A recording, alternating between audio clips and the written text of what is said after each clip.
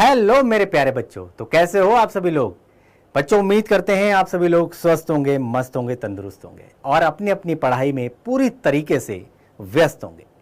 मैं मनमोहित, आपका हिंदी अध्यापक डाउटनट के इस बेहतरीन प्लेटफॉर्म पर सभी प्यारे बच्चों का बहुत बहुत वेलकम करता हूं भाई, स्वागत करता हूं। तो भाई फटाफट से आ जाइएगा और एक काम करना है आपको। क्या करना है, इस वीडियो को ज्यादा से ज्यादा शेयर करना है। जी हाँ बच्चों, क्योंकि भाई आप बोर्ड की परीक्षाएं दोगे, आपकी तरह बहुत सारे बच्चे जो हैं वो बोर्ड की तैयारी कर रहे हैं नहीं कर रहे हैं, तो ये वीडियो उन तक जरूर पहुंचाओ। क्योंकि भाई आपके और आपके सहपाठियों के, आपके जान पहचान के, अड़ोसियों पड़ोसियों, आपके रिश्तेदारों, आपके दोस्त के ही काम आ सकती है। तो फटाफट से इसको शेयर कर दीजिएगा, चैनल सब्सक्राइब जरूर करिएगा भाई। क्लियर है, कर दें शुरुआत। चलो जी, कर देते हैं शुरुआत। और आज भाई बात करते हैं किसकी, अलंकार की। जी हाँ बच्चों, भाई आपके सब्जेक्ट में भाई शुरुआत करेंगे किससे, भाई व्याकरण से। व्याकरण का बहुत ही महत्वपूर्ण टॉपिक है अलंकार। जी हाँ, यहां से अक्सर परीक्षा के अंदर प्रश्न पूछे जाते हैं। जी हाँ बच्चों, तो आज हम विस्तार पूर्वक से हम जानेंगे कि भाई अलंकार होता क्या है। क्लियर हो गया, अलंकार कहते किसको हैं। क्लियर, अलंकार का अर्थ क्या होता है। क्लियर हो गया। चलो भाई, तो एक बार ये नजर डालते हैं कि आज अध्ययन क्या करेंगे, उसके बाद हम इस टॉपिक को स्टेप बाय स्टेप हम लोग आगे की तरफ बढ़ते जाएंगे। चलो भाई, तो पहला अलंकार की परिभाषा। क्योंकि आप कोई भी टॉपिक अगर आप पढ़ रहे हो तो आपको ये पता होना चाहिए कि भाई इसकी परिभाषा क्या है, इसका अर्थ क्या है। जब आपको टॉपिक के अर्थ के बारे में नहीं पता होगा, उसकी परिभाषा के बारे में नहीं पता होगा, तो भाई बेईमानी है, सब कुछ बेईमानी होगा। क्लियर हो गया। तो अर्थ बहुत जरूरी है, परिभाषा जरूर आपको पता होनी चाहिए। आपको अच्छी तरह से भरी भांति पता होना चाहिए कि हम जो टॉपिक पढ़ रहे हैं इस किस संदर्भ में, इसका अर्थ क्या है, इसकी मीनिंग क्या है, इसकी परिभाषा क्या है। परिभाषा अक्सर पूछ ली जाती है। क्लियर हो गया। साथ में अलंकार के भेद यानी कि प्रकार, कितने प्रकार के होते हैं, और उदाहरण सहित करेंगे। जी हां बच्चों, क्योंकि अक्सर क्या होता है कि भाई हमें उदाहरण के माध्यम से बहुत अच्छी तरीके से पता हो जाता है। हमारा मकसद आपको रटाना नहीं है, हमारा मकसद है आपको समझाना, और इस तरीके से समझाना कि भाई आप कभी जीवन में अलंकारों को ना भूलें। जी हां बच्चों, क्लियर है। तो फटाफट से पेन उठाइए, कॉपी उठाइए और हमारे साथ आप भी लग जाइए। क्लियर हो गया। क्योंकि भाई हम अपना रोल प्ले कर रहे हैं, आपने अपना रोल प्ले करना है। आपने करना क्या है कि भाई जो जो चीजें आप पढ़ रहे हो वो चीज अगर आप हाथ के हाथ नोट डाउन करोगे तो इसके देखो कई फायदे हैं। फटाफट से बताता हूं, फिर हम आगे की तरफ चलेंगे। भाई एक तो साथ के साथ आपके नोट तैयार हो रहे हैं। क्लियर हो गया।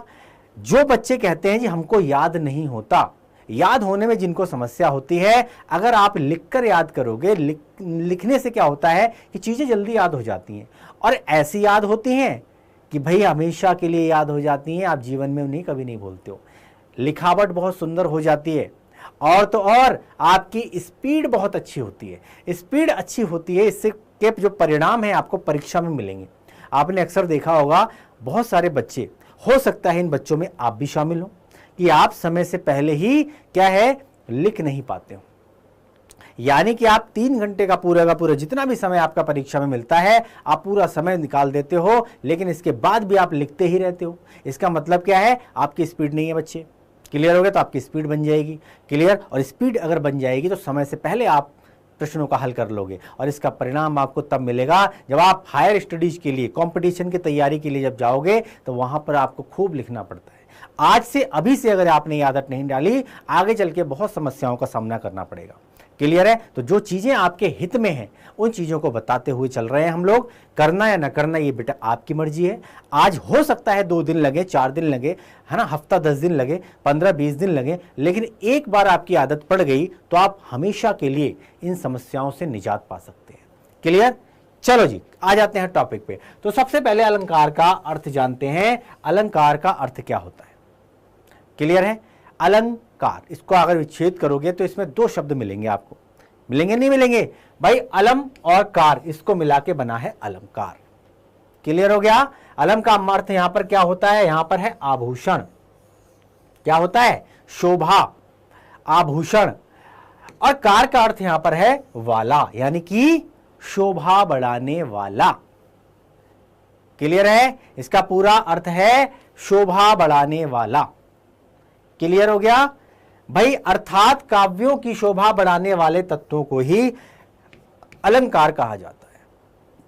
जो काव्यों की सुंदरता बढ़ाए, जो काव्यों को अलंकृत करे, जो काव्यों की शोभा बढ़ाए, ऐसे तत्वों को अलंकार कहते हैं। क्लियर है? क्लियर हो गया भाई? समझ में आया? और देखें, चलो जी और आसान तरीके से समझते हैं कि काव्यों की सुंदरता बढ़ाने वाले यंत्रों को ही अलंकार कहा जाता है। जिस प्रकार से मनुष्य अपनी सुंदरता बढ़ाने के लिए विभिन्न आभूषणों का प्रयोग करते हैं, भाई हर किसी व्यक्ति को, अब देखो सीधी सी चीज है कि भाई हर किसी व्यक्ति को सुंदर दिखना, ये इसका हर व्यक्ति का अपना एक अधिकार होता है। हर कोई व्यक्ति चाहता है कि मैं दूसरों से अच्छा दिखूं, सुंदर दिखूं, और इसके लिए वो क्या करता है, वो तरह तरह के जतन करता है, और जिनमें से एक होते हैं आभूषण। आभूषण उसकी सुंदरता में लगा देते हैं चार चांद। और इसी तरीके से आपने बहुत सारे लोगों को देखा होगा, किसी को गोल्ड पहनने का शौक है, होता ही नहीं है, 5-5 अंगुलियों में जो है 5 अंगूठियों में गोल्ड पहन के रखते हैं, है ना। बड़े बड़े हार आपने देखे होंगे। क्लियर है? झुमके लो, नेकलेस लो, बहुत सारी चीजें। इससे होता क्या है, इससे एक व्यक्ति की सुंदरता में लग जाते हैं चार चांद। क्लियर हो गया? क्लियर? तो भाई अनेक आभूषणों का जब हम प्रयोग करते हैं मनुष्य की सुंदरता को बढ़ाने के लिए, जब मनुष्य अपने लिए करता है, उसी तरह काव्यों की सुंदरता बढ़ाने के लिए अलंकारों का प्रयोग किया जाता है। क्लियर? ये शब्द ही होते हैं जो किसी वाक्यांश को सुंदर बना देते हैं। काव्यांश को जो सुंदरता मिलती है तो किसके द्वारा मिलती है? शब्दों के द्वारा मिलती है, अर्थों के द्वारा मिलती है। क्लियर? अपनी बात को एक सही तरीके से कहो, सिंपल वे में कहो, और फिर उनमें कुछ ऐसे शब्द जोड़ दो, ऐसे ऐसे अर्थ जोड़ दो ताकि सुनने में उसको अच्छा लगे। अभी हम एग्जाम्पल से बताएंगे। क्लियर है? बस उन्हीं को कहते हैं अलंकार, जिससे काव्यांशों की बढ़ गई सुंदरता, वो हो गए अलंकार। क्लियर है? बात समझ में आ गई? आगे बढ़े तो अलंकार का शाब्दिक अर्थ होता है आभूषण, इसको याद रखो। क्लियर? अब जिस प्रकार से स्त्री की शोभा आभूषण से होती है, हमारे घर में देखो, हमारी मम्मी है, हमारी बहनें हैं, हमारी चाची हैं, मामी हैं, है ना, जितने भी हमारी घर की महिला सदस्य हैं। अब महिला सदस्य क्या है भाई, सिंपल सी चीज है, इनके पास बहुत सारे गोल्ड होते हैं, होते नहीं होते हैं, है ना। आपके भी घर में होंगी महिलाएं, हमारे घर में भी महिलाओं से क्या होती है, सिंपल सी चीज है, घर की शोभा। अब उसमें अगर आभूषण और ऐड ऑन कर दिए जाएं, है ना, तो स्त्री की सुंदरता में लग जाते हैं चार चांद। क्लियर है? बात समझ में आ गई, है ना। तो भाई जिस तरीके से स्त्री की शोभा आभूषण से होती है, उसी प्रकार काव्य की शोभा अलंकार से होती है। अर्थात जो किसी वस्तु को अलंकृत करे उसी को अलंकार कहते हैं। क्लियर है? बात समझ में आ गई? क्लियर है भाई? जो आपको समझ में आए, जो आपको इजी लगे, जो आपको सही लगे, जो आपको अच्छा लगे, आप अपने शब्दों में उसकी परिभाषा लिख सकते हैं। ये सारे के सारे सही। क्लियर हो गया? बात समझ में आ गई? ये सारे के सारे सही। क्लियर? जिस प्रकार आभूषण मनुष्यों की शोभा बढ़ाते हैं, उसी प्रकार साहित्य में शब्दों और अर्थों के माध्यम से चमत्कार लाने वाले तत्वों को, शब्दों को अलंकार कहा जाता है। शब्दों से चमत्कार, गुरुजी ये कैसे होगा? शब्दों से चमत्कार, ओहो। अब एक एग्जाम्पल बताता हूं, आपको तुरंत समझ में आ जाएगा कि शब्दों की ही तो महिमा है। शब्दों से अलंकृत, देखो सुनने में कितना बढ़िया लगेगा और कहने में भी कितना बढ़िया लगेगा। क्लियर है? अब देखो सीधी सी चीज है, अगर आपने रामायण पढ़ी होगी तो आपने देखा होगा, अगर हम जो हनुमान जी हैं, जब हम वो कहाँ जाते हैं, लंका में जाते हैं, तो अगर आप बोलोगे जी हनुमान जी ने समुद्र पार किया, उसके बाद वो लंका पहुँच गए, वहाँ उन्होंने वन उजाड़ा, उनको पकड़ लिया गया, उनकी पूंछ में आग लगा दी और फिर उन्होंने लंका जला दी। ये क्या हो गया? सिंपल वे में कह रहे हो। क्लियर है? अपनी बात तो रखी आपने, बात तो आपने कह दी, क्लियर हो गया। लेकिन अगर इसी तरीकों को, अब देखो चमत्कार कैसे पैदा होगा शब्दों में। क्लियर हो गया? आपने अपनी बात कही, अच्छी बात है, लेकिन अगर आप कहोगे कि भाई हनुमान की पूंछ में लगन न पाई आग और लंका सारी जर गई, गए निशाचर भाग। अब क्या कर रहे हो, सुर लय ताल सहित जब आप उसका वर्णन कर रहे हो तो भाई इसमें क्या हुआ, शब्दों का चमत्कार। सुनने में कितना बढ़िया लग रहा है, कितना अच्छा लग रहा है, बस इसी को अलंकार कहते हैं। क्लियर हो गया, बात समझ में आ गई? क्लियर? अब शब्दों के चमत्कार से या अर्थों के चमत्कार से, है ना, जिन तत्वों को शब्दों से अलंकार, उन्हीं को अलंकार कहा जाता है। क्लियर हो गया, बात समझ में आ गई? ये चीज याद रखना, इसमें बहुत सारी परिभाषाएं दी हैं, एक ही परिभाषा है, सिंपल सी चीज है, आप उसको याद रखो और आप कभी नहीं भूलोगे। क्लियर हो गया, बात समझ में आ गई? आगे बढ़े, चलो जी आगे बढ़ते हैं। अर्थ समझ लिया हमने। हाँ, अलंकार सिंपल सी चीज है, आभूषण। क्लियर है? स्त्री की सुंदरता बढ़ाने में आभूषण जो चार चांद लगा देते हैं, इसी तरीके से काव्यांशों की सुंदरता बढ़ाने में भैया अलंकार चार चांद लगा देते हैं। क्लियर हो गया? अब आ जाते हैं अलंकार के भेद पर। अलंकार के भाई मुख्यतः दो भेद होते हैं। कितने होते हैं भाई? दो भेद होते हैं। कौन कौन से होते हैं? पहला है शब्दालंकार और दूसरा है अर्थालंकार। क्लियर हो गया, बात समझ में आ गई? शब्दालंकार और अर्थालंकार। अभी लास्ट वाली स्लाइड पे देखा था, क्या बोला था यहां पर? साहित्य में शब्दों और अर्थों के माध्यम से चमत्कार लाने वाले तत्वों को शब्दों के माध्यम से शब्दार्थ अलंकार और अर्थों के माध्यम से अर्थालंकार। क्लियर है? शब्द और अर्थ, इसको याद रखना, इसी को मिलकर बना है शब्दालंकार और अर्थालंकार। दो ही होते हैं अलंकार, शब्दालंकार, अर्थालंकार। क्लियर है? यहां तक समझ में आ गया? चलो अब एक एक करके इसको डिफाइन करेंगे कि शब्दालंकार क्या होते हैं। भाई जो अलंकार शब्दों के माध्यम से काव्यों को अलंकृत करे, काव्यों की सुंदरता बढ़ाए, वे होते हैं शब्दालंकार। उन्हीं को कहते हैं शब्दालंकार। क्लियर? शब्दालंकार यानी कि शब्द से काव्यों को सुशोभित करने वाला, अलंकृत करने वाला, शोभा बढ़ाने वाला शब्दालंकार कहलाता है। क्लियर? यानी किसी काव्य में कोई विशेष शब्द रख देने से उसका सौंदर्य बढ़ जाए और कोई पर्यायवाची शब्द रखने से वो सौंदर्य लुप्त हो जाए। क्लियर है? बात समझ में आ गई? यही है शब्दालंकार, यानी कि शब्द के माध्यम से काव्यों को अलंकृत करे, शब्दों से जो हो शोभा, काव्यों की शोभा, वही है शब्दालंकार। क्लियर है? आगे बढ़े, चलो भाई आगे बढ़ते हैं। अब एक एक करते हैं, डिफाइन करते हैं। भाई शब्दालंकार के भी भेद होते हैं, तो शब्दालंकार के होते हैं भाई तीन भेद। कितने होते हैं? तीन भेद होते हैं भाई, अनुप्रास, यमक और श्लेष, ये तीन भेद हैं। क्लियर हो गया? अनुप्रास अलंकार, यमक अलंकार, श्लेष अलंकार।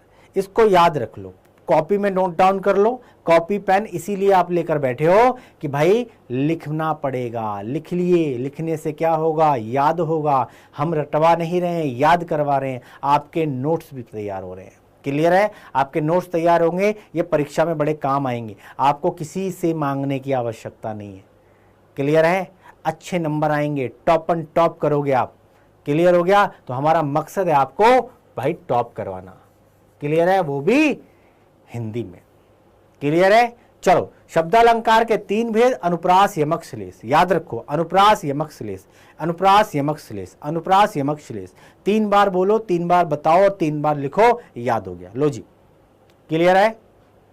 क्लियर है? बात समझ में आ गई? चलो अब अनुप्रास अलंकार पे चलते हैं। पहले बहुत ध्यान से समझना, बड़े आसान शब्दों में समझा रहा हूं, बड़े अच्छे तरीके से समझा रहा हूं, आप कभी अलंकार भूलोगे ही नहीं, ये मैं गारंटी दे रहा हूं। 100% आपको गारंटी मिलेगी, आपको अलंकार नहीं भूलोगे आप। अनुप्रास की परिभाषा क्या है भाई? जब किसी काव्य को सुंदर बनाने के लिए किसी वर्ण, ध्यान रखो, वर्ण वर्ण वर्ण, क्लियर है? वर्ण की बार बार आवृत्ति हो। क्लियर है? एक वर्ण बार बार आए, एक अक्षर बार बार आए। क्लियर है? बार बार जब आए तो वो अनुप्रास अलंकार कहलाए, उसको अनुप्रास अलंकार कहते हैं, वो अनुप्रास अलंकार कहलाता है। एक वर्ण की आवृत्ति बार बार हो। क्लियर है? और किसी विशेष वर्ण की आवृत्ति से वाक्य सुनने में बड़ा सुंदर लगता है, कानों में रस घोल दिया हो किसी ने, इस तरीके से। क्लियर है? बात समझ में आ गई? एक वर्ण की आवृत्ति जब वहां बार बार हो, और जब एक वर्ण की आवृत्ति बार बार हो रही है तो भाई काव्यों की सुंदरता बढ़ रही है। क्लियर है? वाक्य सुनने में बड़ा अच्छा लगता है। अनुप्रास अलंकार का उदाहरण है। किस तरीके से? आओ उदाहरण देख के समझेंगे, तब समझ में आएगा। क्लियर है? चारुचंद्र की चंचल किरणें खेल रही हैं जलथल में। अब क्या हो रहा है यहां पर चा वर्ण बार बार आ रहा है। अभी क्या बताया था कि भाई एक वर्ण बार बार अगर हो, एक वर्ण की आवृत्ति अगर बार बार हो रही है तो वहां क्या होगा? वहां अनुप्रास अलंकार होगा। क्लियर हो गया? बात समझ में आ गई? यहां चा वर्ण बार बार आ रहा है। चारुचंद्र की चंचल किरणें खेल रही हैं जलथल में। अब जहां एक वर्ण बार बार आए, आंख बंद करके बोल देना अनुप्रास अलंकार है जी। कैसे? भाई हमको बताया गया था एक वर्ण बार बार आ रहा है, एक वर्ण की आवृत्ति बार बार हो रही है, अनुप्रास अलंकार। क्लियर है? चलो, मधुर मधुर मुस्कान मनोहर मनुज वेश का उजियाला। क्या हो रहा है? मां वर्ण बार बार आ रहा है और मां वर्ण की आवृत्ति बार बार हो रही है, तो वाक्यांश अति सुंदर लग रहा है सुनने में, है ना? किसी ने मिठास घोल दी हो, है ना? मधुर मधुर मुस्कान मनोहर है। क्लियर है? तो भाई क्या आ रहा है? मां वर्ण बार बार आ रहा है। मां वर्ण क्या? बार बार। मां वर्ण की आवृत्ति बार बार हो रही है। क्लियर है? और जब किसी काव्य में किसी वर्ण या व्यंजन की एक से अधिक बार आवृत्ति हो तो वहां अनुप्रास अलंकार होता है। क्लियर है? बात समझ में आ गई? और ले लें एक। चलो जी, बचपन से आते हैं, सुन आपने देखा होगा, सुनते हुए आते हैं, रघुपति राघव राजा राम, पतित पावन सीताराम, ऐसे ना, है ना? तो रघुपति राघव राजा राम, इसमें क्या हो रहा है? इसमें रावर्ण की आवृत्ति बार बार हो रही है। क्या? रावर्ण। रघुपति राघव राजा राम, रावर्ण बार बार, और जहां आए बार बार वहां होए अनुप्रास। क्लियर हो गया? क्लियर हो गया? अनुप्रास अलंकार इंपॉर्टेंट है, आता है, ध्यान रखना, शब्दालंकार में से एक जरूर आता है। क्लियर है? बात समझ में आ गई? चलो, रावण और आगे लेके चलते हैं। आहा हा, क्या बात है गुरुजी, मजा आ गया। चंदू के चाचा ने चंदू की चाची को चांदनी चौक पे चांदनी रात में चांदी की चम्मच से चटनी चटाई। चंदू के चाचा ने चंदू की चाची को चांदनी चौक में चांदी की चम्मच से चांदनी रात में चटनी चटाई। क्या हो रहा है? चावरण की आवृत्ति बार बार हो रही है। चावरण बार बार, और जहां बार बार वहां अनुप्रास। क्लियर है? चावरण बार बार आ रहा है। चंदू की चाचा ने चंदू की चाची को चा चा चा चा चा चा चा चा, चावरण बार बार, और जहां आए बार बार अनुप्रास अलंकार। क्लियर हो गया? क्लियर हो गया? चलो भाई आगे बढ़े। चलो और देख लो, बहुत सारे हैं जे। का कर कानन कुंडल मोर पखा, क्या हो रहा है? कावर्ण। इसी तरीके से तरन तनूजा तट तमाल तरुवर बहुछाई, क्या? तावर्ण की आवृत्ति बार बार। तावर्ण, कावर्ण, रघुपति राजा अभी बता दिया, रावर्ण। इसी तरीके से कोमल कपाल को किल कमनीय कुकुती थी, का वर्ण की आवृत्ति बार बार हो रही है। और जब का वर्ण, रा वर्ण, ता वर्ण, का वर्ण जब बार बार आ रहा है तो भाई वाक्य की सुंदरता में चार चांद लग जाते हैं। सुनने में बहुत ही अच्छा लग रहा है। क्लियर हो गया? क्लियर हो गया? बात समझ में आ गई? अनुप्रास क्लियर हो गया? आगे बढ़े। चलो जी, अब आगे बढ़ते हैं। अगला है यमक अलंकार। अनुप्रास क्लियर हुआ तो बोलो यस। चलो जी, बहुत बढ़िया, वेरी गुड। अब अगला क्या है? यमक अलंकार।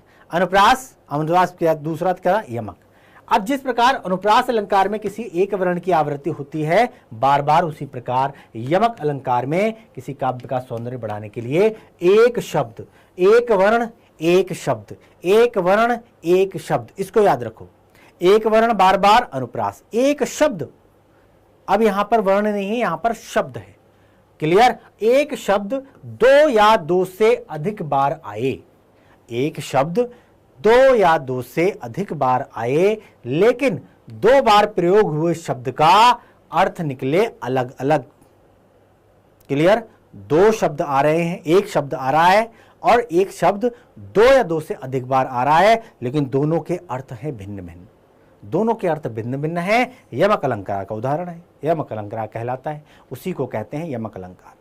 एक शब्द दो या दो से अधिक बार आए और दो या दो से अधिक बार प्रयोग होने पर उसका अर्थ जो है वो अलग अलग हो, उसका अर्थ अलग अलग हो, यमक अलंकार कहलाता है। यहां तक लिख लिया, यहां तक समझ लिया? क्लियर है? बहुत इजी समझा रहा हूं, बहुत आराम से, ताकि आप नोट भी बना लो। क्लियर हो गया? चलो भाई, चलो भाई, बहुत बढ़िया। यमक अलंकार, एक शब्द दो या दो से अधिक बार आए लेकिन दोनों के अर्थ भिन्न हो, अलग अलग हो, यमक अलंकार कहलाता है। यमक का उदाहरण है अगला। यमक उदाहरण किस तरीके से? उदाहरण के तौर पे देखिए, कनक कनक तेज सौगुनी और मादकता अधिकाय और वा खाए बौराए जग या पाए बौराए। यमक का उदाहरण है, ध्यान से समझना। एक शब्द दो बार आया है, कौन सा आया है? कनक। एक कनक, एक कनक क्या? धतूरा। क्लियर? दूसरा कनक, शब्द वही है लेकिन यहां दूसरा रिपीट किया हुआ है, उसका मतलब है सोना।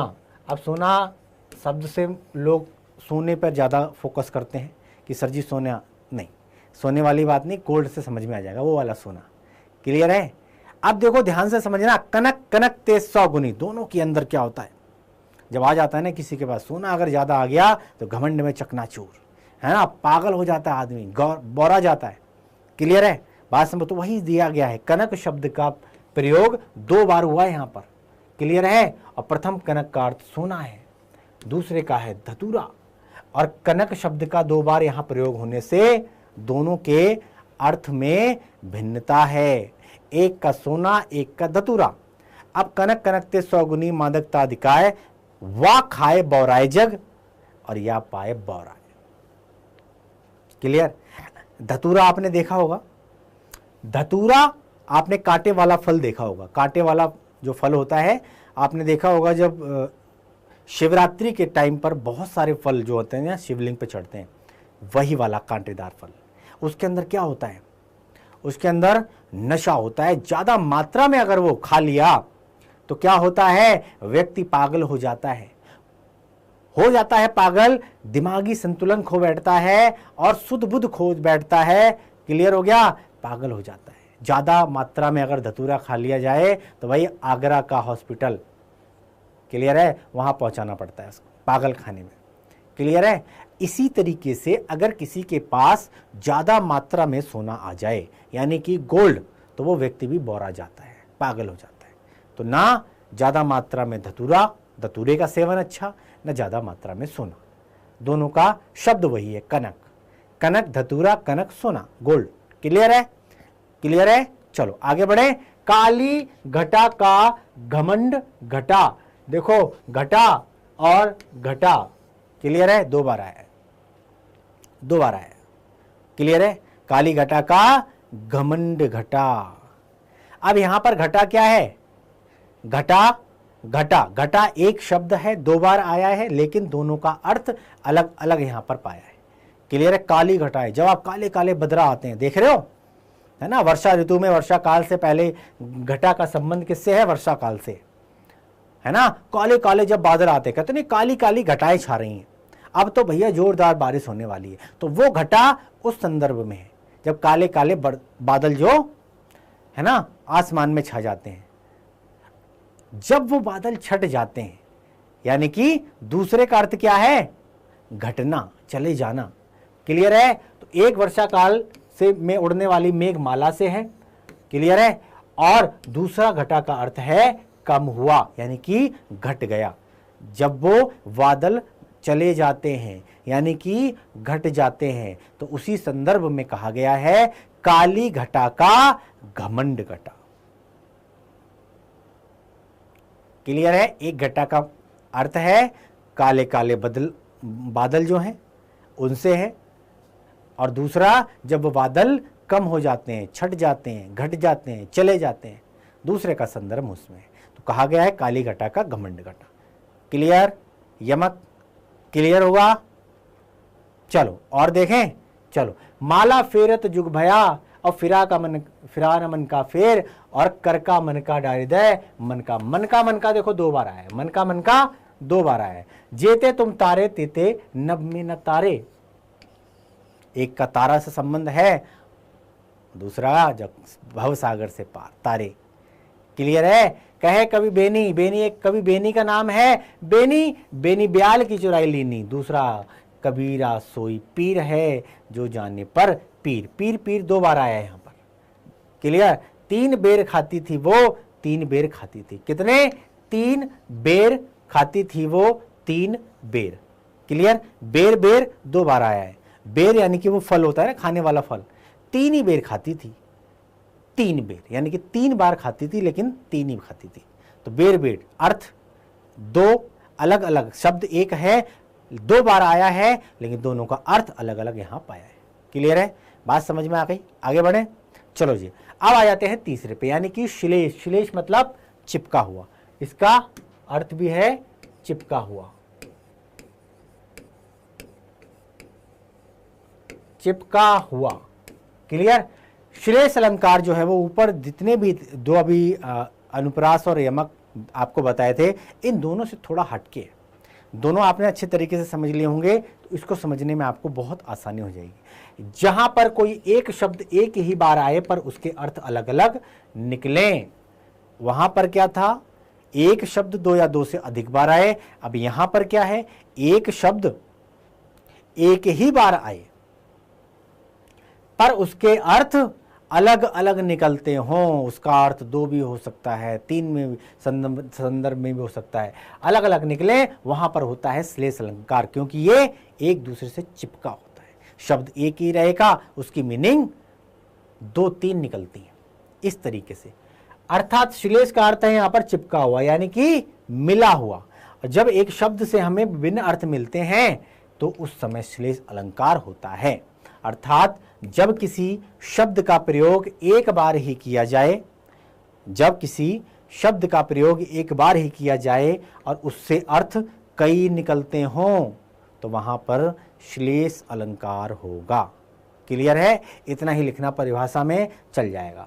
जब किसी शब्द का प्रयोग एक बार ही किया जाता है लेकिन उससे अर्थ कई अर्थ निकलते हैं, तो वहां पर श्लेष अलंकार होता है।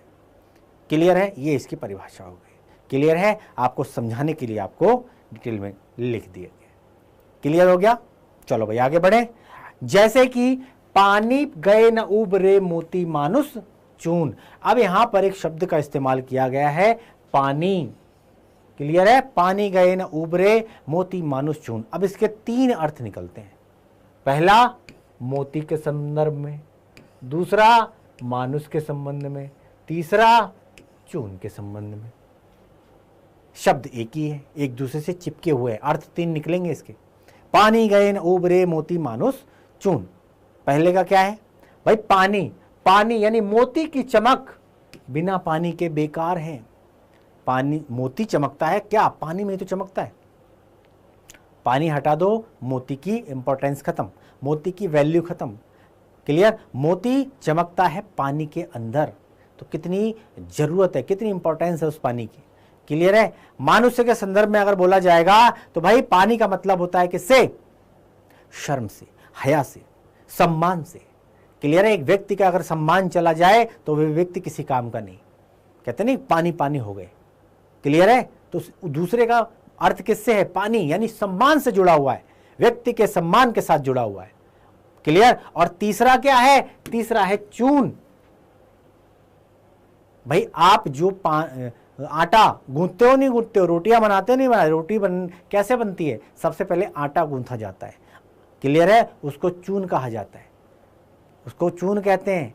अगर आपने आटा गूंथा तो भाई बिना पानी के आटा गूंथ सकते हो, बिना पानी के आप आटा नहीं गूंथ सकते। तो चून गूंथने के लिए आपको पानी की आवश्यकता होती है।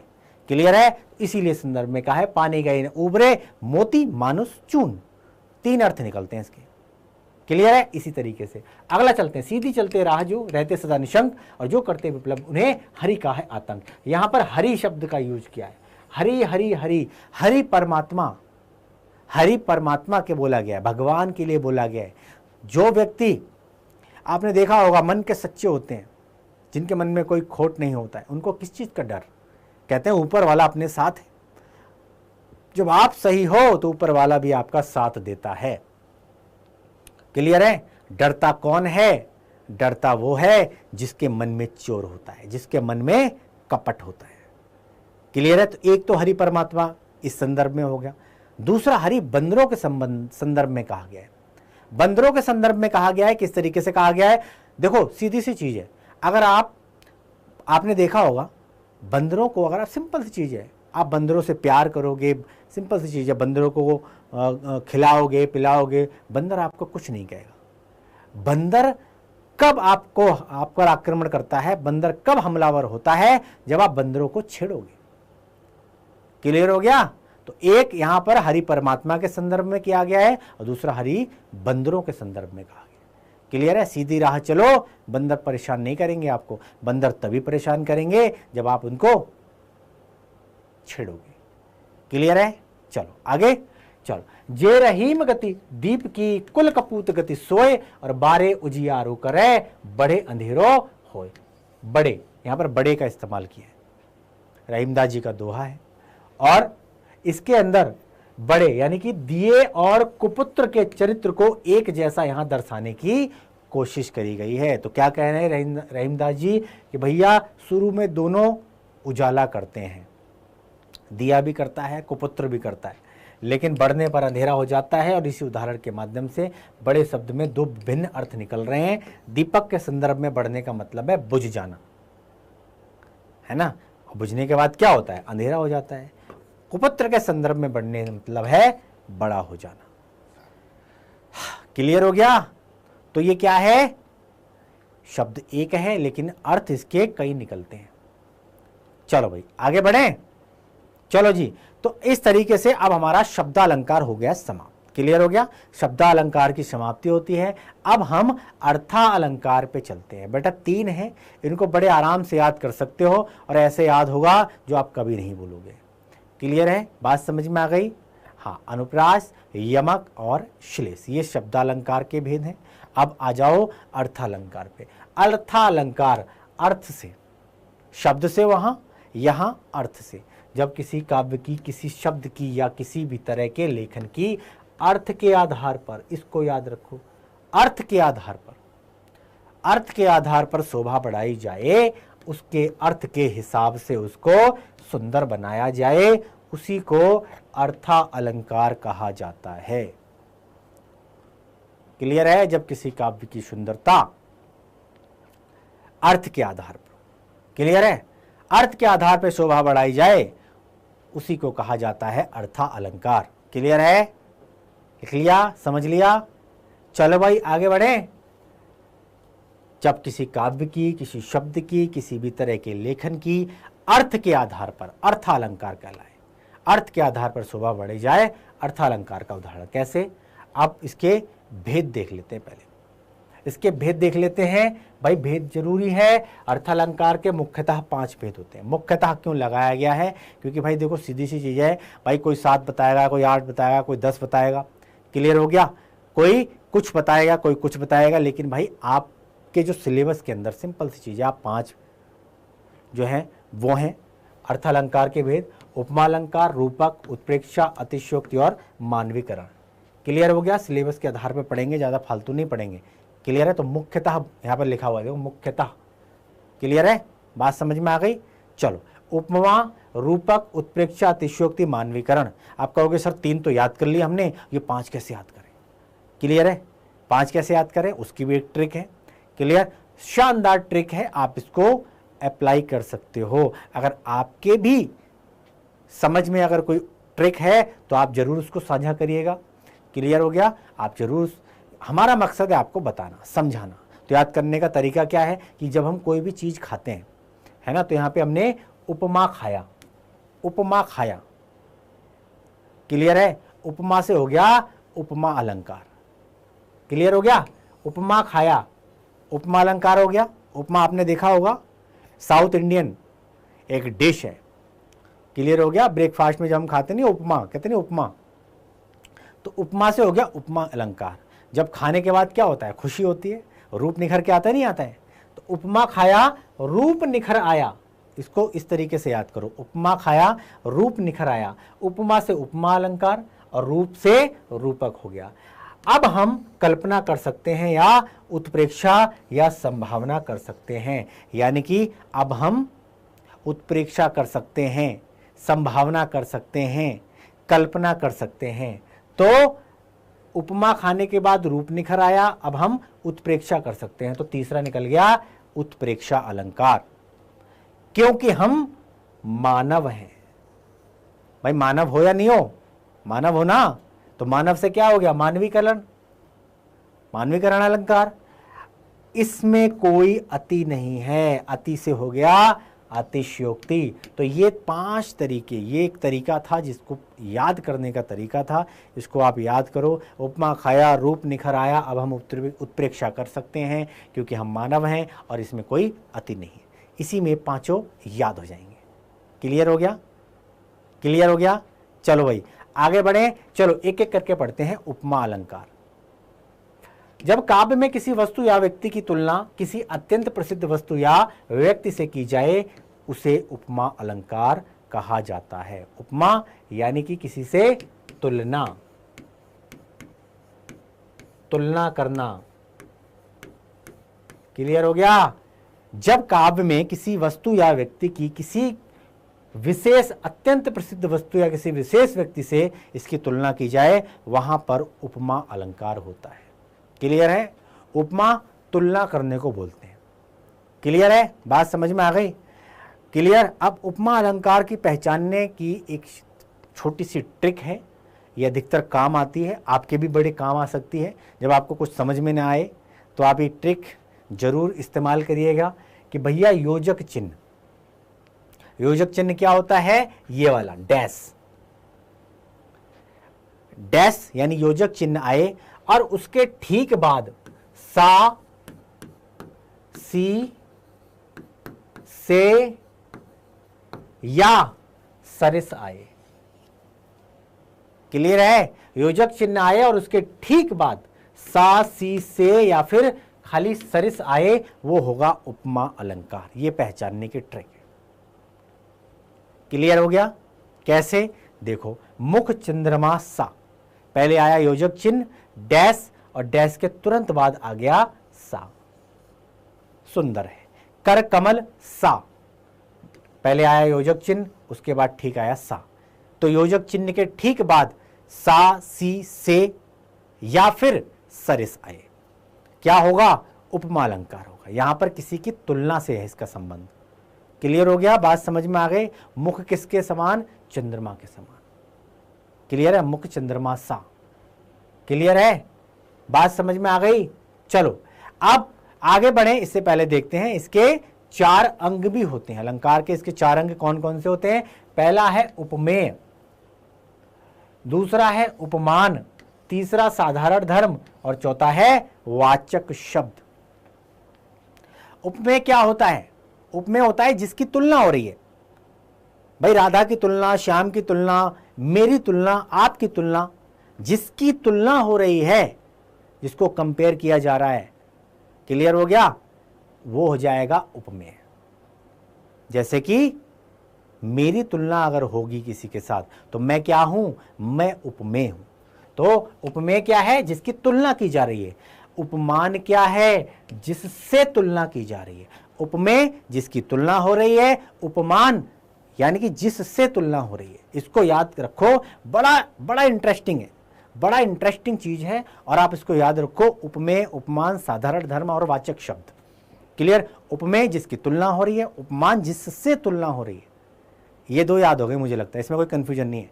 उपमेय यानी कि जिसकी तुलना हो रही है, उपमान जिससे तुलना हो रही है, साधारण धर्म वो गुण जिसके आधार पर तुलना की जा रही है। काला है, गोरा है ना, मोटा है, पतला है, अच्छा है, ईमानदार है, बुरा है, क्या, जिस गुण के कारण, जिस गुण के कारण तुलना की जा रही है, जिसके आधार पर तुलना हो रही है, वो हो जाएगा साधारण धर्म। अब वाचक शब्द क्या है? जिस युक्ति या शब्द के माध्यम से तुलना की जा रही है। क्लियर है? कमल सा, सरिस, ये सब वाचक शब्द में आ जाएगा। क्लियर है? अब आपको पहचानने में और आसानी हो जाएगी। आओ आगे चलते हैं। पीपर पात सरिस मन डोला, सरिस आ गया जी बीच में, उपमा है जी। आपने बताया था जी सर, सरिस योजक चिन्ह के बाद ठीक सा सी से या सरिस उपमा। क्लियर हो गया? चलो भाई, अब मन को पीपल के पत्ते की तरह यहां पर हिलता हुआ बताया गया है। पीपर पात सरिस मन डोला। अब देखो, उपमेय, उपमान, साधारण धर्म और वाचक शब्द यहां पर पहचानना है। कैसे पहचानोगे? देखो जी, मन क्या है? उपमेय है, क्योंकि मन की तुलना हो रही है। क्लियर हो गया? मन की तुलना हो रही है, मन यहां पे उपमेय है। किससे हो रही है? पीपल के पत्ते से। पीपर पात यहां पर है उपमान, पीपर पात उपमान है। अब ये क्या कर रहा है? डोल रहा है। जिसकी वजह से हो रही है ना, किसके? डोल रहा है। तो डोलना वो क्या है? ये डोलना ही तो है साधारण धर्म। मन भी डोल रहा है और पीपल का पत्ता भी डोल रहा है। इसी की वजह से तो समानता बताई जा रही है इसके अंदर। ऐसी तो हो रहा है भाई, वो भी हिल रहा है, वो भी डुल रहा है, पत्ता हिल रहा है, डुल रहा है, मन भी हमारा हिलता डुलता रहता है। आज यहां है, कल हैदराबाद है। क्लियर है? अभी हम 10वीं की परीक्षाएं नहीं दी हैं, लेकिन हमारे मन में अभी से चल रहा है, बोर्ड परीक्षा में 90+ करने जा रहा हूं। क्लियर है? इसके बाद मैं इस कॉलेज में लूँगा एडमिशन, वहाँ से मैं IAS की तैयारी करूँगा, वहाँ से बनूँगा मैं डॉक्टर, वहाँ से मैं बनूँगा इंजीनियर, फिर मैं वकालत करूँगा, फिर मैं ये, ऐसा मन में चल रहा नहीं चल रहा है? तो मन क्या हो रहा है? मन भी तो हिल रहा है, डुल रहा है। किसकी तरह? पीपल के पत्ते की तरह। क्लियर? बात समझ में आ गई? तो वो डोलना क्या है? साधारण धर्म। और सरिस, सरिस यानी कि के समान। क्लियर है? ये वाचक शब्द है, वाचक शब्द है। और हम जानते हैं जब किन्हीं दो वस्तुओं की उनके एक समान धर्म की वजह से तुलना की जा रही है तो वहां पर उपमा अलंकार होता है। क्लियर हो गया? तुलना हो रही है जी, समझ में आ गया? एक और देखते हैं। कर कमल सा कोमल है, योजक चिन्ह ठीक सा।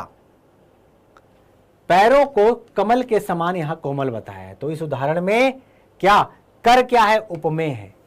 कर क्या है? उपमेय है। पैर क्या है? उपमेय है। और कमल क्या है? उपमान है। साधारण धर्म क्या? कोमलता है। पैर और कमल कोमल है, तो कोमलता क्या हो जाएगा? साधारण धर्म। और उपयुक्त वाक्य में सा क्या है? ये है वाचक शब्द। क्लियर हो गया? इसके समान। तो सा यहां पर वाचक शब्द है। ढूंढ लिया आपने? क्लियर? उपमेय क्या है? उपमान क्या है? साधारण धर्म क्या है? और वाचक शब्द क्या है? क्लियर है? चलो आ जाओ जी, रूपक अलंकार पे चलते हैं। रूपक अलंकार पे चलते हैं। उपमा समझ में आ गया? उपमा के बाद आ जाता है रूपक अलंकार।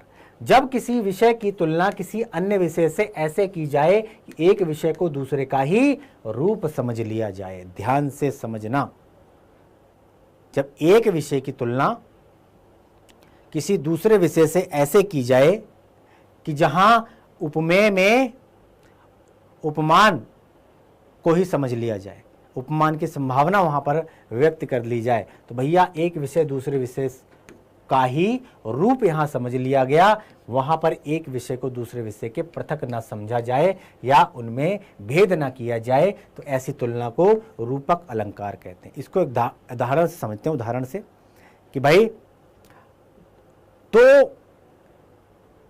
दो विषय यानी कि दो व्यक्ति हैं और दोनों को एक व्यक्ति जो है दूसरे से भिन्न ना समझा जाए, यानी कि एक व्यक्ति दूसरे का ही रूप समझ लिया जाए, यानी कि उसके अंदर दोनों में अंतर पैदा ना हो, वहां हो रूपक अलंकार। क्लियर है? अब रूपक अलंकार का वहां पर क्या था? योजक चिन्ह के ठीक बाद सा सी से या सरिस। यहां योजक चिन्ह के बाद न सा आए, न सी आए, न से आए। आंख बंद करके रूपक अलंकार पे टिक कर देना। क्लियर है? जैसे मैया मैं तो चंद्र खिलौना ले हूं, केवल योजक चिन्ह है, न सा है, न सी है, न से है। क्लियर है? बात समझ में आ गई। तो 99% केसेस में ये ट्रिक काम कर जाती है। क्लियर? मैया मैं तो चंद्र खिलौना ले हूं। अब ध्यान से समझना, चंद्रमा और खिलौने में यहां समानता न दिखाकर चांद को ही खिलौना बोल दिया गया है। क्लियर है? मैया बालहट चंद्र खिलौना ले हूं। चांद को खिलौना नहीं समझा है, बल्कि यहां पर चंद्र के समान खिलौना नहीं, बल्कि चांद को ही खिलौना यहां मान लिया गया। क्लियर है? क्लियर है? बात समझ में आ गई? तो रूपक अलंकार का यहां पर उदाहरण होगा, एग्जाम्पल होगा। क्लियर है? कि भाई एक तो ये होता है कि भाई इसके अलावा कुछ और दे दिया, बच्चा शांत हो गया। लेकिन बच्चा कह रहा है मैं तो चांद को ही खिलौना समझ लिया, यही खिलौना चाहिए, इसके अलावा कोई दूसरा नहीं चाहिए। क्लियर हो गया? बात समझ में आ गई? तो फिर क्या करते हैं बच्चे की हट को पूरी करने के लिए? एक थाली में परात में पानी भरते हैं, फिर उसका प्रतिबिंब उसमें दिखाते हैं कि देख। तो बच्चा छपा छप करता है, शांत हो जाता है। क्लियर हो गया? बात समझ में आ गई? चलो भाई, क्लियर है? हाँ, चंद्रमा और खिलौने में समानता ना दिखाकर चांद को ही यहां पर खिलौना बोला गया है। क्लियर हो गया? बात समझ में आ गई? चरण कमल बंदो हरिराई, योजक चिन्ह है, उसके बाद न सा है, न सी है, न से है। क्लियर है? चलो, अब इसमें चरणों को कमल के समान ना दिखाकर चरणों को ही कमल बोल दिया गया है। चरण कमल बंदो हरिराई, ऐसे चरणों को हरि चरणों को छोड़कर मैं कहां जाऊं। क्लियर है? इनसे इन्हीं में मेरा उद्धार है। क्लियर है? इसी से मेरा बेड़ा पार है, मैं इन चरण कमलों को छोड़कर कहीं नहीं जाऊंगा। क्लियर हो गया? समान दिखाकर यहां पर चरणों को ही कमल यहां पर बोल दिया गया है। रूपक अलंकार का यहां पर उदाहरण है। रूपक समझ में आ गया? रूपक। अब आ जाओ जी उत्प्रेक्षा अलंकार। उत्प्रेक्षा यानी कि संभावना। संभावना क्या? संभावना। उपमेय में उपमान होने की यहां पर संभावना का वर्णन हो तब वहां उत्प्रेक्षा अलंकार होता है। यदि पंक्ति में आ जाए मनु, ध्यान से समझना, अगर आए मनु, अगर आए जनु, अगर आए मनहु, अगर आए मानो, अगर आए जानो, अगर आए ज्यों, अगर आए त्यों, क्लियर, निश्चय इव आदि आ जाए तो वहां उत्प्रेक्षा अलंकार होगा। क्लियर है? मनु, जनु, मनहु, मानो, ज्यों, त्यों। क्लियर हो गया? अगर ये आपको दिखाई दे जाए किसी भी पंक्ति में तो आंख बंद करके उत्प्रेक्षा अलंकार पे टिक कर देना। क्लियर हो गया? बात समझ में आ गई? मनु, जनु, मनहु, मानो, जानो, ज्यों, त्यों, निश्चय एव अगर आ जाए उत्प्रेक्षा अलंकार। कैसे? मुख मानो चंद्रमा है। क्या आया? मानो, जानो, ज्यों, त्यों, निश्चय इव, ये सब क्या है? ये सब उत्प्रेक्षा अलंकार का उदाहरण है। यहां पर संभावना है, उत्प्रेक्षा है, संभावना है। क्लियर हो गया? क्लियर है? चलो जी, यहां पर मुख के चंद्रमा होने की संभावना का वर्णन हो रहा है। क्लियर हो गया? किसके जरिए? मुख मानो। क्लियर हो गया? क्लियर है? तो यहां पर क्या है? उत्प्रेक्षा अलंकार। क्लियर है?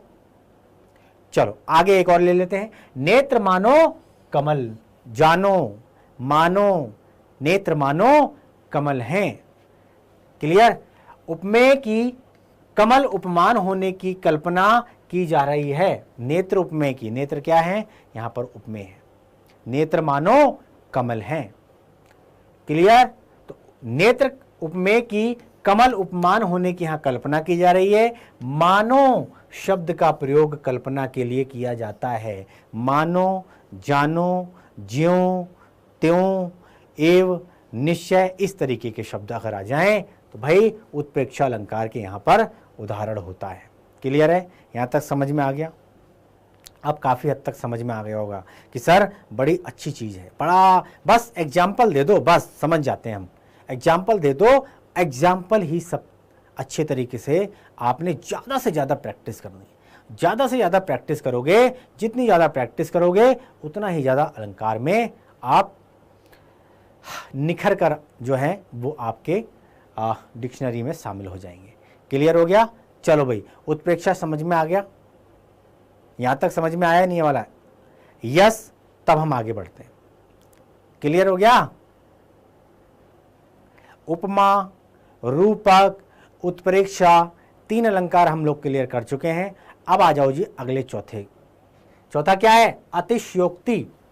अतिशयोक्ति अलंकार। अतिशयोक्ति, ध्यान से समझना, अतिशयोक्ति अलंकार का उदाहरण है ना। उससे पहले परिभाषा देख लेते हैं। जब किसी बात का वर्णन बहुत ही बड़ा चढ़ा कर किया जाए तब वहां अतिशयोक्ति अलंकार होता है।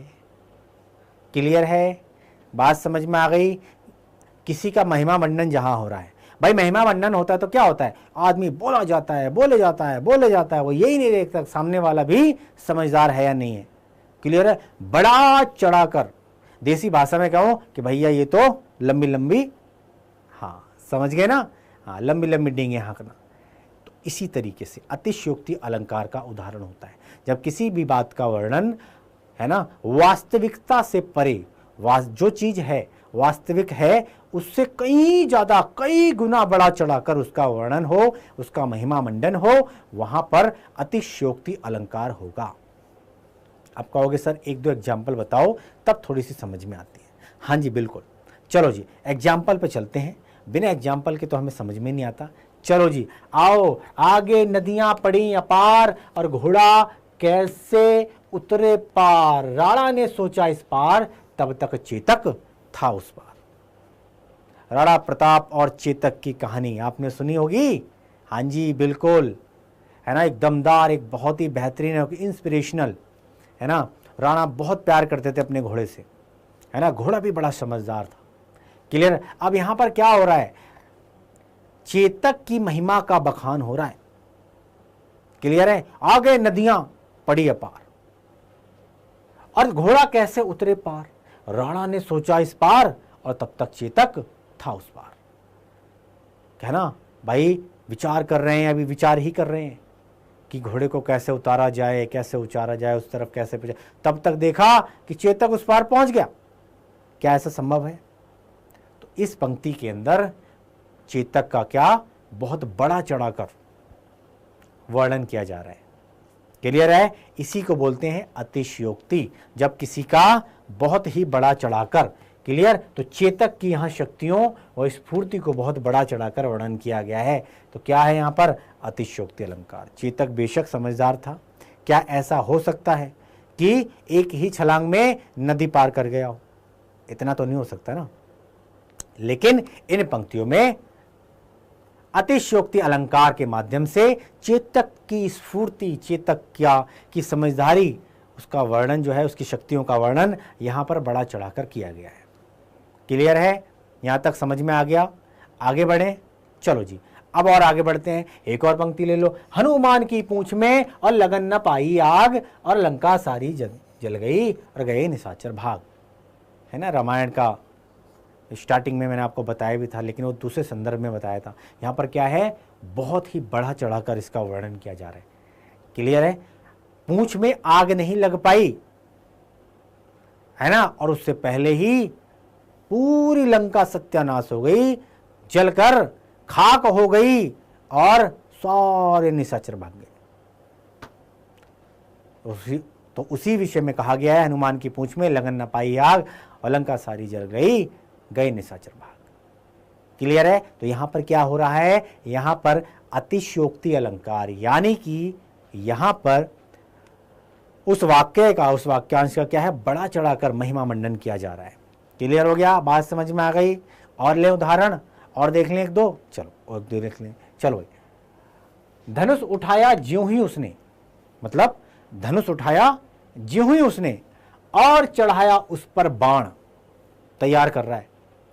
धनुष उठाया ज्यों ही उसने और चढ़ाया उस पर बाण और धरा सिंधु नभ कांपे सहसा विकल हुई जीवों के प्राण, विकल हुए जीवों के प्राण।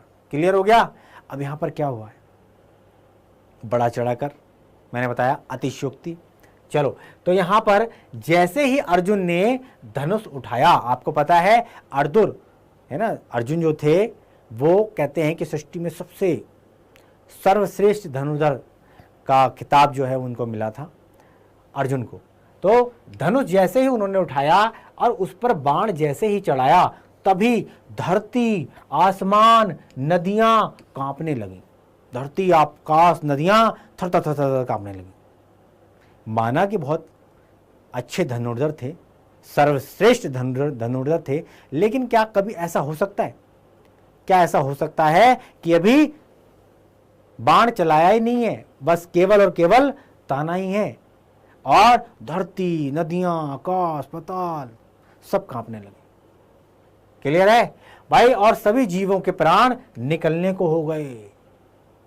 क्लियर है? अब ये बात बिल्कुल असंभव है, क्योंकि बिना बाण चलाए ऐसा हो ही नहीं सकता। असंभव जिसको बोलते हैं, असंभव। इस तथ्य का लोक सीमा से बहुत बड़ा चढ़ाकर यहां पर वर्णन किया गया है और अतः यह उदाहरण अतिशयोक्ति अलंकार के अंतर्गत आएगा। आएगा या नहीं आएगा? यस और नो, आप बताओ।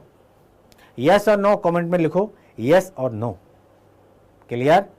हाँ। तो धनुष उठाया ज्यों ही उसने और चढ़ाया उस पे बाण, और धरा सिंधु नभ कांपे सहसा, विकल हुए जीवों के प्राण। क्लियर है? धनुष जो तीर है वो भी छूटा नहीं है, लेकिन धरती, आकाश, पाताल, नदियां, जीव जंतु सब जो हैं, हाँ बिल्कुल बिल्कुल। चलिए, बहुत बढ़िया। आगे बढ़े, आगे बढ़े। चलो जी, आगे बढ़ते हैं। चलो भाई, आगे बढ़ते हैं। देख सुदामा की दीन दशा, करुणा करी के करुणा निधि रोए। इसको लयबद्ध तरीके से पढ़ेंगे तो देखित सुदामा की दीन दशा, करुणा करी के करुणा निधि रोए। इसमें क्या हो रहा है? आपने देखा होगा कृष्ण और सुदामा की दोस्ती, आप सभी जानते हैं, मित्रता करो तो ऐसी करो। तो कृष्ण और सुदामा की जो दोस्ती थी उसके सभी कायल थे। एक कहां सृष्टि के रचयिता, एक कहां कृष्ण और कहां सुदामा। सुदामा बड़े दीन थे, बड़े गरीब थे, बड़े दुखिया थे। क्लियर है? लेकिन श्री कृष्ण के परम मित्र थे। कृष्ण उन्हें अपना परम मित्र मानते थे। क्लियर है?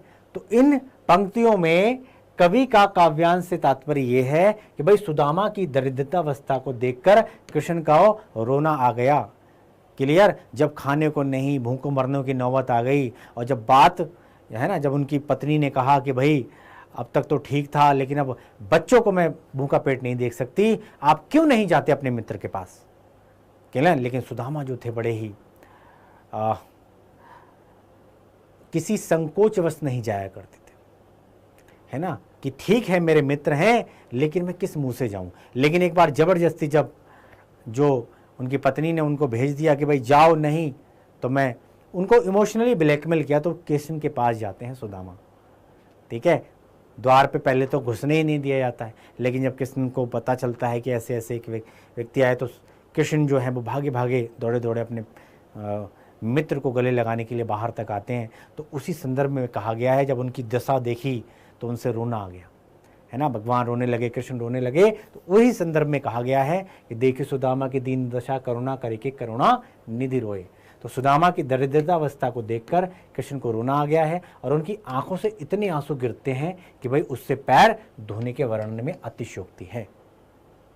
क्लियर? भाई पानी से पैर धो सकते हो, लेकिन क्या कभी ऐसा हो सकता है कि इंसान अपने आंसुओं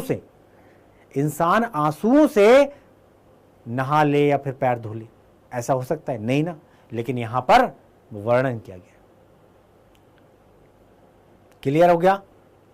क्लियर हो गया? तो यह है अतिशयोक्ति अलंकार का उदाहरण, यानी कि किसी भी चीज को बड़ा चढ़ाकर महिमा मंडन करना, वर्णन करना उसका। क्लियर हो गया? चलो जी, आगे बढ़े। लास्ट है मानवीकरण अलंकार। मानवीकरण अलंकार यानी कि मानव। क्लियर हो गया? यहां पर ध्यान से समझिएगा कि जब प्राकृतिक चीजों में मानवीय भावनाओं के होने का यहां वर्णन हो, तो वहां मानवीकरण अलंकार होता है। क्लियर है? बात समझ में आ गई? जब प्राकृतिक चीजों में मानवीय भावनाओं के होने का वर्णन हो, तब वो मानवीय अलंकार का उदाहरण होगा, वहां पर मानवीय अलंकार होता है। अब मानव की भावनाएं क्या हैं? इंसान हंसता है, मुस्कुराता है, बोलता है, बतियाता है ना, गुस्सा हो जाता है, नाराज हो जाके इधर उधर, है। तो ये सब किसके भाव हैं? खिलखिलाने के, हंसने के, रूठने के, मनाने के, ये सब किसके हैं? ये मानव के भाव हैं। मानव अपने भावों के माध्यम से इन चीज़ों को प्रकट करता है नहीं करता है? तो वही चीज, उसी चीज को, उन्हीं मानवीय भावनाओं को प्रकृति के साथ सामंजस्य बिठाकर वर्णन करना ही मानवीय करण अलंकार कहलाता है। क्लियर है? यहां तक समझ में आ गया?